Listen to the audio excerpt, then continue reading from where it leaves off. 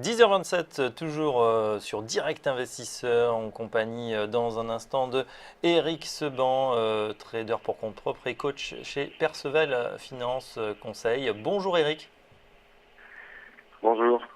On regarde avec vous ce qui se passe sur le CAC 40. Alors, grosse accélération dès lundi, on en avait parlé mardi dernier. Et puis, depuis, on cale un petit peu. Quelle est la stratégie recommandée autour des 5115 aujourd'hui? On baisse un petit peu, moins 0,3 actuellement.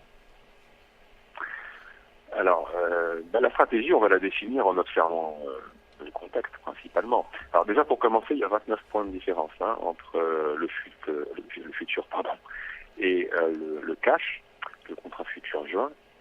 Hum. Euh, On donc, rappelle, au niveau ça que je vais s'est vous réduit donner, par rapport à ouais, ce qu'on connaissait il y a encore quelques semaines, puisque beaucoup de dividendes ont été détachés. Donc le niveau du futur CAC rejoint progressivement celui du CAC 40, ou l'inverse d'ailleurs. c'est jusqu'à Vous, l'échéance. vous, Voilà. allez, vous êtes positionné, vous regardez en particulier, vous tradez sur le CAC futur. Voilà, CAC futur, échéance, c'est juin.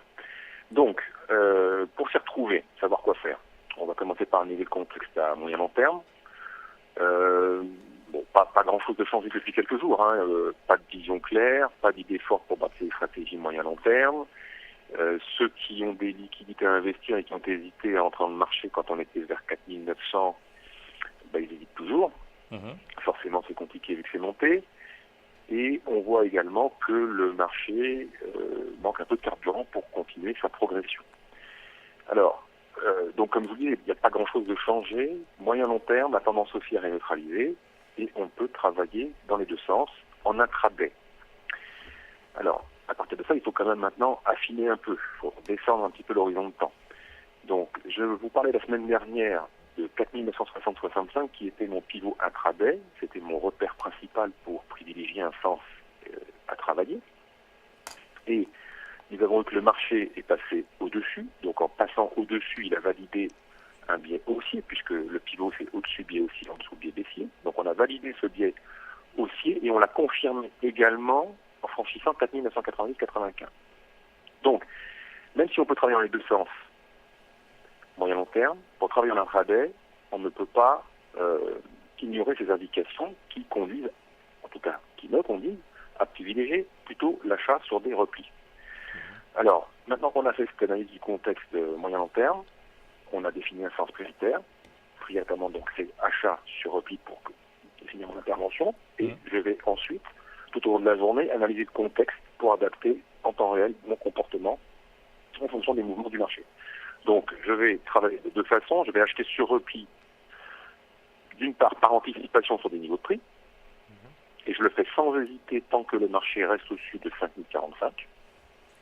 Par anticipation, sans hésiter tant que le marché reste au-dessus de 5045. S'il passe en dessous, notamment l'après-midi après 16 heures, je n'ouvre plus de position à l'achat sans un signal technique pour valider le timing. Et je garde aussi à l'esprit comme repère, toujours en pur intraday, qu'il n'y a pas de dégradation sérieuse avant 4990-85 cassé. Voilà. Donc ça peut être un stop court que l'on peut prendre à 4060-65 pour tous les achats effectués en intraday. Mais pour ma part, je privilégie un stop plus éloigné. Je ne change pas mon niveau de stop de ces derniers jours. 4145, c'est éloigné, mais c'est la perte potentielle que j'accepte pour D'accord. toutes les positions que je vais prendre à l'achat. Ah, Eric, justement, on voit qu'on s'enroule en ce moment même sous une résistance à 5106 points. Vous privilégiez donc un achat sur repli aux alentours des 5045 points. Ce serait votre point pivot journalier? Non, c'est le niveau sous lequel je vais arrêter d'acheter par anticipation. D'accord. Très Et différent.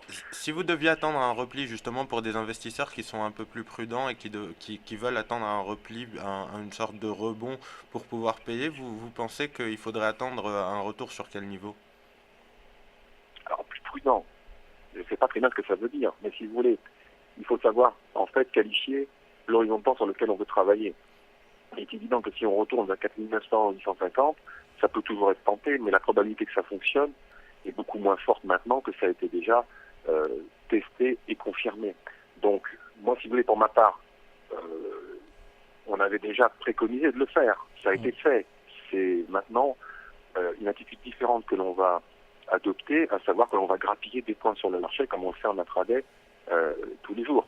Donc, par exemple, ce matin, on ouvre, on va chercher un peu au-dessus de 5100, 5080, on se positionne à l'achat, boum, on fait 20 points, on n'en parle plus. C'est la première façon d'anticiper, attendre un premier repli de ce que je vais appeler un écart type 20-25 points, c'est déjà la première façon de travailler par anticipation. Et je vais recommencer de cette manière-là, tant qu'on n'aura pas cassé 5045. Ouais, Si on sachant... casse 5045, ça ne veut pas dire que j'arrête les achats. Ça veut dire simplement que j'attends un signal technique pour optimiser mon timing. Très bien, mais c'est très clair. Donc, oui. C'est Oui, très pour clair, Eric. 5045, Ouais, avec un 5045. stop très court. Ok, et donc toutes les petites baisses seront mises à profit, en tout cas du côté de chez Perceval Finance, qui, eh ben, pour l'instant, au-dessus de 4045, donc anticipe plutôt la poursuite du mouvement. Merci Eric Seban. Je rappelle le niveau du CAC, celui-là, le CAC cash, toujours à 5120 points, et puis très peu d'amplitude. Hein. C'est vrai que ce matin, on est loin de ce qu'on a connu il y a 2 jours. On a un très faible écart entre les points hauts et les points bas, ce qui rend évidemment l'exercice un petit peu plus compliqué. Merci Eric Seban. Je rappelle que vous êtes trader pour compte propre, coach chez Perceval Finance Conseil, et on a le plaisir de vous retrouver toutes les semaines. Dans une seconde, restez avec nous. On va se connecter avec Benoît Rousseau pour parler CAC et DAX. À tout de suite.